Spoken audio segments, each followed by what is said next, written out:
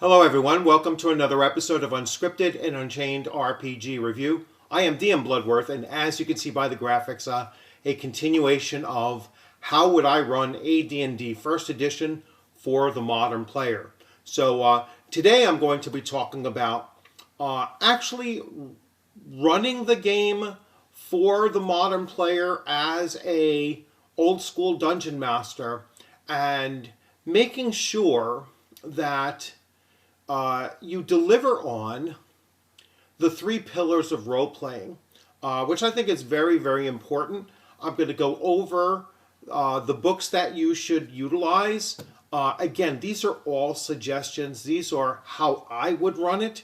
But I think that some of these suggestions that I will be making are kind of tried and true.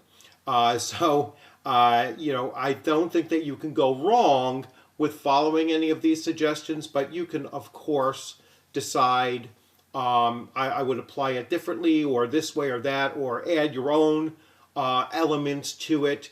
But the three pillars of role-playing, again, I think are tried and true, and you'll see when I get to the actual definition of them and then talk about the books that I would use in order to facilitate that. So, without further ado, I'm going to jump right to a little graphic that I created. Very, very simple, just to keep this in mind. And so here we go. So the three pillars of role-playing are combat, interaction, and exploration. So, as you're probably all familiar with any tabletop role-playing game, there is going to be some form of conflict, and that would fall under the combat as well. So some form of conflict, some form of a challenge for the players to deal with through their character's experience. And so combat is a very important element. Think of it like a bar stool, right? So these are the three pillars, the three legs of a bar stool. And, if you remove one of those legs, role-playing basically suffers. You fall down. So combat is the first pillar, and not the primary pillar, but the first pillar that we'll talk about. Then there is interaction, and interaction can take place in a number of different ways. You have interaction between the player characters within their own party. That is probably the most important interaction taking place at the table for the player character's perspective, is how well are they working together. Then you have the player interactions or player character interactions with the world around them, including the NPCs, but also how are they interacting with the geography of the place that they're in, with their location, with the geopolitics that are taking place in the world setting that they're in, the overall tone and theme of the game world that they're in. How are they interacting with those much, much broader, macro conditions that they might be engaged with, and then you boil it again back down to the micro, where is their social interaction within their own party, and so that is a pillar that you cannot separate. It's always happening, even if it might not be the focus of what your game session is going to focus on. It's certainly going to be something that just takes place. You don't have to think to breathe, right? You don't have to think about doing this. It's going to happen naturally. And then finally, exploration. So exploration isn't just the act of exploring a dungeon or, a cave system or a wilderness area that you've never been before. Exploration, I include in that the gathering of knowledge, the discovery of new things. That is also important for your player character's growth and their growth of their knowledge base that they have that they can later draw upon. And so it really does come down to the experience that they're gaining. So we're not talking about, or I'm not talking about the point by point experience points that they're gaining. I'm talking about the general experience that they're gaining in knowledge of their character, in knowledge of their character's knowledge of the world around them, and their character's knowledge and memories of the interactions that they had along the course of their adventuring career. So all three of these interactions, or all three of these pillars, should be in your campaign world. They should all be a part of your session that you are running. Now, you can have a focus on one or the other or the third. Whatever order you want to put these into, that's fine. All I'm saying is that you shouldn't have session after session after session just focusing on one or two at the expense of the third. You should have a good mix of the various different types of ways to engage with the game system so that your players are going to not only just become more comfortable with running the game system, but my hope is that they actually begin to prefer the game system, because I think AD&D First Edition does an exceptional job of promoting the three pillars of role-playing. So now I'm going to switch back to views here. Excuse me. So, again, I am biased. This is, of all of the variants of D&D, official Dungeons and Dragons editions, this is my favorite of all of them. I really like D&D Beck Me, 1983 Red Box, for introducing new players to to tabletop role-playing in general and to Dungeons and Dragons in general. But I would always look to move those players, whether modern players that are playing that for the first time, I would look to move them to AD&D First Edition. All right, I just think it is an exceptional addition to hit on these three pillars. Again, I'm biased. This is my favorite, but I'm going to justify it with some of my points here. So, what do you need in order to do this? All right. So obviously, all right, you all need the player's handbook. Both the dungeon master should have one, the players should have one, and the players should become very, very familiar with what their character can do, what their options are based on this. And there's a wide variety of options. These don't have to be player character options. These could be equipment options. These could be, just like what color cloak they're wearing could become part of their social interaction pillar. Maybe they're wearing a helmet that has a design on it that ends up that is a rival military academy that another NPC from a different military academy sees, and now you have both a social interaction and potentially a combat interaction as well. So don't just look at this as being purely what is written on the character sheet. Look at this as a resource to think about role-playing your character, and adding some additional layers beyond the character sheet. So you definitely need a player's handbook. And a physical is always best. Now, I know that you might have a hard time getting a hold of these, and I understand that being a modern player, this will probably run you about $70, let's say. So about $70 if you're lucky to find one for that on eBay. It could go lower, it could be a little bit higher, but that's around what you should be looking at. The Dungeon Master's Guide. So the Dungeon Master's Guide, of course, this is going to be for the DM, and the DM is going to be able to use this as a resource to make sure that he or she is hitting on those pillars. There are many, many suggestions in here for the Dungeon Master to craft game sessions so that they hit these three pillars. All right, and it's a wealth of information in here. And although it's not the best formatted and laid out and all of that, it can be confusing if you're looking for very, very specific things.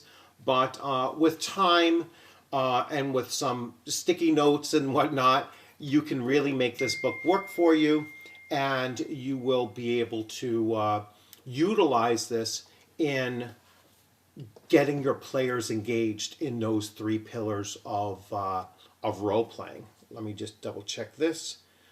Next, you need a monster manual. So the monster manual is not just going to be your combat pillar.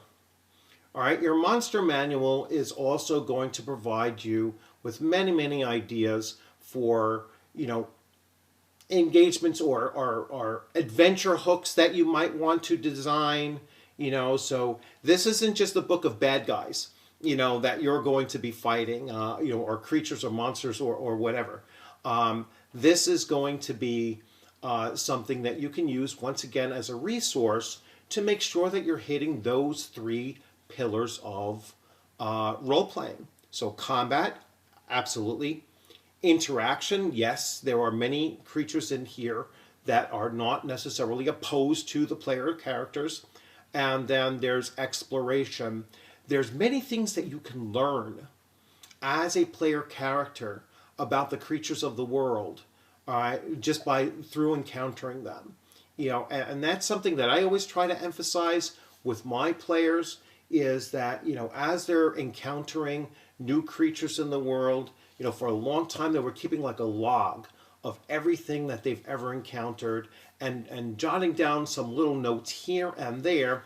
And then I give them credit I give their player characters that background knowledge of those things as they're growing in experience. And so even if the player, him or herself, forgot a particular detail, if I remembered that their character had encountered something, I will slip them a little bit of detail to let them know, well, yes, don't you remember that you did this kind of thing? And I would speak to the player, usually through an NPC, or, I will whisper over to another player, remind, the player character this. And hopefully if they're interacting with each other, that should happen naturally too. So other players will have their characters remind that character of things that they've encountered as well. So Monster Manual, a definite. Now, I really love the Monster Manual 2, and the Monster Manual 2, especially when you're dealing with more veteran players that are virtually familiar with everything that is in here. Every once in a while you throw them something from this, but same function. So same exact function you can use with this. Then you have the Fiend Folio, which I think is probably a little bit even more obscure, using for the gaming table, because the creatures tend to be a little bit more powerful in here, and a lot more psionics in this than that. At least that's my impression with it, but definitely here. Now, to expand on that exploration, and again, I couple together with just the physical act of exploring new areas, it's also the gathering of knowledge. All right, and you want to have at your disposal the Wilderness Survival Guide and the Dungeoneer's Survival Guide. Both of these don't just give you the background or I'm sorry, like secondary skills and non-weapon proficiencies and skills that you can go and physically explore, and climbing and spelunking and survival in the wilderness, on all of that. It's also giving you tips on how to interact with the environment. All right, so the actual physical act of traveling in a wilderness environment or inside a dungeon or cave complex environment, these are two really great resources for doing that. So those are the books that I recommend that you have, and there may be others as well. You can see on my shelf, and you saw on the on the entry, on the thumbnail, all of the books I have on that particular shelf. And there's some Dragon magazines in there. There's the 2 Book of Lairs. There's other things that are for D&D Basic as well that you can certainly pull from and draw into your AD&D First Edition as well. All of these game systems, all of these editions are open for you to bring other things into them. That's right from right from Gary Gygax's own suggestions that you can include in your game at your table what you think will work best. And what I think works best is when you are having your players engage with the world that they are in through the 3 pillars of role playing, and I think that they will get a better sense of their player characters if they're doing that. They will have better interactions, more productive interactions with the world around them, and in particular within their own adventuring party as well. And and for the most part, I think overall, you're going to enhance the experience at the table. And again, when I keep on harping on AD&D First Edition, and even if I try to separate myself from my own bias towards the system, I honestly believe the system does it really, really well. And I think it's important for certainly important for us older game masters that have been out, playing this game system or playing other variants of D&D for decades. I think it's important for us to open that door up for the modern player to play some of these old school games. And if they do end up liking them even more so and they start running them themselves, that's phenomenal. If they decide, that's a little bit too crunchy for me, or it's not, basically not the kind of tone that I'm looking for, I'd rather play this, that's fine too. I think it's just it's an opportunity, an important opportunity for those of us that are running these older systems to open it up to the modern player, and give them the opportunity, to try it for themselves and then make that choice for themselves. So I'm going to continue this series. I'm going to switch views finally. I'm going to continue this series of how would I run AD&D First Edition for the modern player. I'm looking forward to your comments in the comments section so that you can tell me, hey, you know what? Take a look at this next aspect.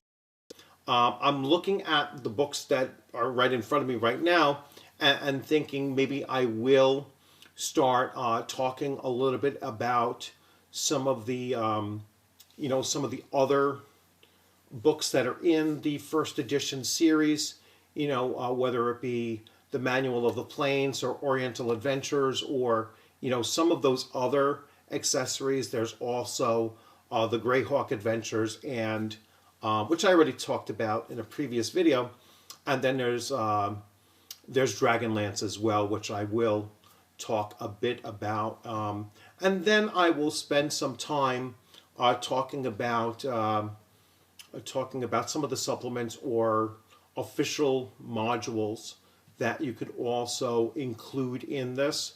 Although I'm not a big believer of running an official module straight up. I think every module that you are running, that unless you've written it yourself, should be tailored to your own group your own campaign and even your own campaign world if you happen to be using a unique campaign world as well. They're great resources to use, but I would never run anything straight the way that it is written. Not an adventure module. There's not even just setting aside the fact that others might have played it before, but I think that it should always be tailored to what you're looking to do at your table. So anyway, I hope you enjoyed this video. Thanks for stopping in.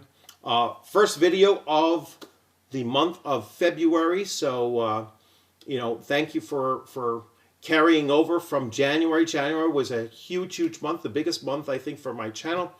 And so I really appreciate you following along.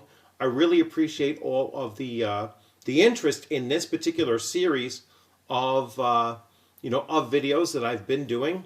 Like I said, I'm going to continue on with how I would run AD&D First Edition for the modern player. And I hope that you continue looking to watch these and support the channel through your comments. And remember to subscribe and share and, and do all of those things as well. Really helps out in getting the word spread on this channel. And I really do appreciate you. So you all have a great day, great rest of your weekend, and take care.